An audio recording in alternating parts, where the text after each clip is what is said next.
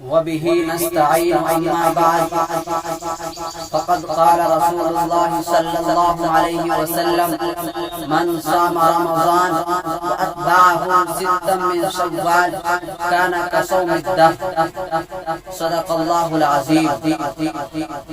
معزز ناظرین و سامعین، السلام علیکم ورحمۃ اللہ وبرکاتہ.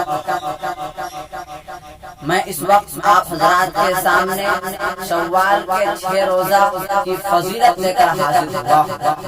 ہمارے اور آپ کے پیارے نبی محمد عربی صلی اللہ علیہ وسلم نے ارشاد فرمایا، من صام رمضان، جو شخص رمضان کا روزہ رکھا، واتبعہ ستا من شوال، اس کے بعد شوال کے 6 روزے رکھا، کان کصوم الدہر، ہمارے اور آپ کے پیارے نبی صلی اللہ علیہ وسلم نے فرمایا کہ گویا اس نے پورے سال ہر روزہ رکھا. اس حدیث شریف میں یہ فرمایا گیا کہ جو شخص رمضان کا روزہ رکھتا ہے، اس کے بعد شوال کے مہینہ میں، یعنی رمضان کے مہینہ کے بعد جو مہینہ آتا ہے اس کو شوال کہتے ہیں، شوال کے مہینہ میں 6 روزہ رکھتا ہے، تو ہمارے اور آپ کے پیارے نبی صلی اللہ علیہ وسلم نے فرمایا کہ اس کو پورے سال بھر روزہ رکھنے کا ثواب ملے گا اور اجر ملے گا.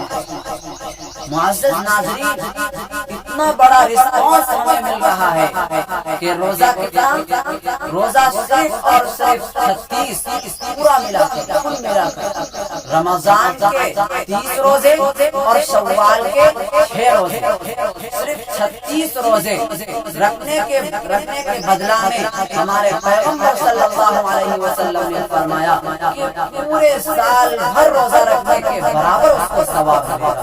یعنی کہ 36 روزہ رکھنے کے برابر 365 دن روزہ رکھنے کے برابر ثواب.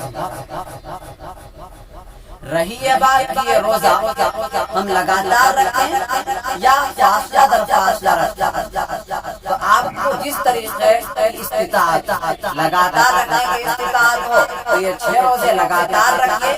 اگر فاصلہ در فاصلہ رکھنے کی استطاعت ہو تو آپ فاصلہ در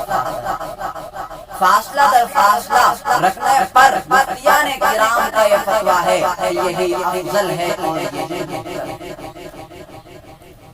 یہ بات یاد رکھیں کہ یہ 6 روزہ ضروری نہیں ہے، فرض نہیں ہے، واجب نہیں ہے، بلکہ مستحب ہے. اگر یہ 6 روزہ آپ رکھتے ہیں تو آپ کو ثواب ملتا ہے، اگر یہ 6 روزہ آپ نہیں رکھتے ہیں تو ثواب نہیں ملتا ہے اور گناہ بھی نہیں ہے.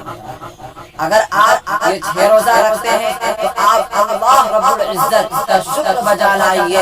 اگر آپ اللہ رب العزت کا شکر بجا لاتے ہیں تو اللہ تبارک و تعالی اس سے بڑے بڑے انعامات سے آپ کو نوازے گا. قرآن کریم کہہ رہا ہے لئن شکرتم لأزیدنکم، لئن شکرتم، اگر تم اللہ رب العزت کا شکریہ ادا کرو گے تو لأزیدنکم، اس سے زیادہ اور انعامات حاصل کرنے کا موقع ملتا ہے. اللہ رب العزت ہمیں ان باتوں پر عمل کی توفیق عنایت فرمائے. آمین. وآخر دعوانا الحمد للہ رب العالمین.